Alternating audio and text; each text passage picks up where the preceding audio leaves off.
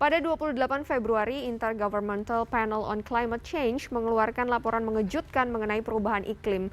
IPCC melaporkan kerusakan iklim akibat aktivitas manusia terjadi lebih cepat dari yang diperkirakan. Bahkan menurut laporan tersebut, beberapa kawasan di bumi akan masuk kawasan tidak layak huni dalam beberapa dekade ke depan. Pada November 2021, dunia mengadaptasi Glasgow Climate Pact. Pada 2030, dunia berkomitmen untuk menurunkan emisi gas rumah kaca hingga 45% sebelum akhirnya mencapai 0% emisi pada 2050. Ini adalah mitigasi untuk mencegah kenaikan suhu global 1,5 derajat Celcius. Menurut perkiraan para ilmuwan, kenaikan suhu 1,5 derajat akan membawa bencana besar bagi kehidupan manusia di planet bumi. Namun, menurut laporan panel pemerintah dunia tentang perubahan iklim atau IPCC, kenaikan suhu global masih akan terjadi selama 2 dekade ke depan. Stakes for our planet have never been higher. Last August, the IPCC's Working Group 1 report showed unequivocally that human activities have warmed the climate at a rate not seen in at least the past 2,000 years. We are on course to reaching global warming of 1.5 degrees Celsius within the next 2 decades. And temperature will continue to rise unless the world takes much bolder action.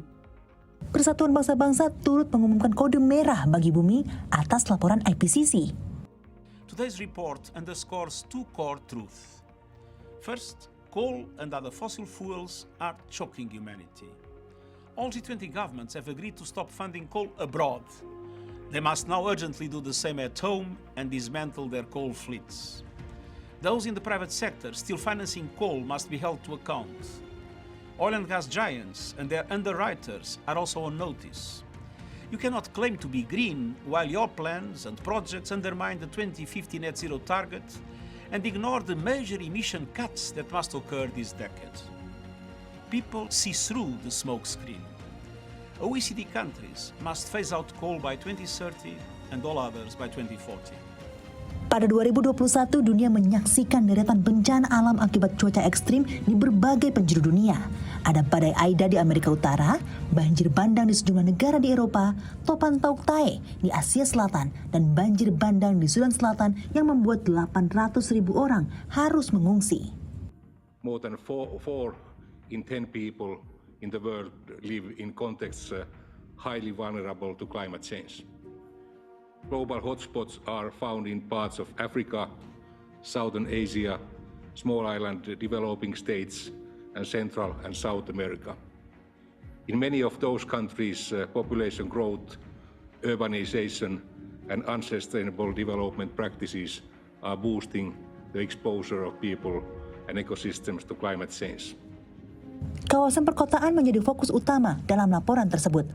Bagaimana tidak, menurut laporan United Nations for Climate Change pada 2020, kawasan perkotaan menyumbang 70% emisi karbon dioksida dunia. If we look at the challenges that we're currently facing, a lot of those can be addressed by creating a more equitable and sustainable world, by developing a new social compact with the planet that we live on, and by focusing our attention where we get most bang for the buck. Protecting nature, as has been previously mentioned, but also using the opportunity to change the places where the majority of people live in our cities. So I think that's the important message to take forward, a difficult reality, but action is possible and we need to do it now. Menurut data Organisasi Kerjasama dan Pembangunan Ekonomi (OECD), negara anggota G20 menyumbang 80% emisi karbon global. Menanggapi laporan IPCC ini, PBB mendorong negara anggota G20 untuk memimpin perubahan. Selain itu, negara maju dan Bank Pembangunan Dunia diharapkan dapat menyediakan dana bagi negara berkembang dan negara kepulauan kecil untuk penanggulangan dampak perubahan iklim. Mumtazah Chaterningrat, Windri Hawadis, Jakarta.